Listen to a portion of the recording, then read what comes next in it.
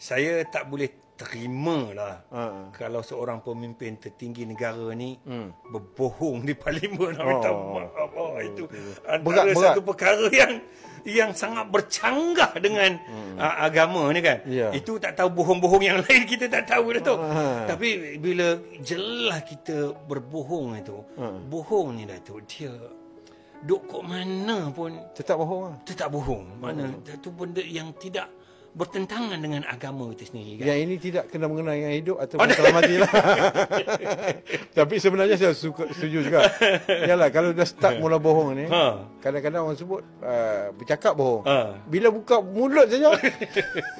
Tak, jadi saya minta maaf tu sebab kita bila kita menjadi pemimpin ni sepatutnya kita kena ada beza dengan yang lain-lain ni. Betul. Rakyat dan sebagainya. Kurangkan benda-benda yang boleh menampakkan kelemahan diri kita kan.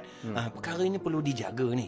Tapi kalau jelas-jelas kita nampak, rakyat nampak dan sebagainya, orang tengok inikah kualiti dia. Orang macam ni boleh dipercayai ke dan sebagainya. Sebab itu Datuk, saya minta maaf cakap lah. Saya ni jarang cakap banyak kali pasal minta maaf ni kan. Apa tu? Dulu saya tengok Datuk ya. Bila PH jadi pembangkang, saya nampak pemimpin mereka bila bercakap di parlimen tu nampak cerdik. Cerdik tau.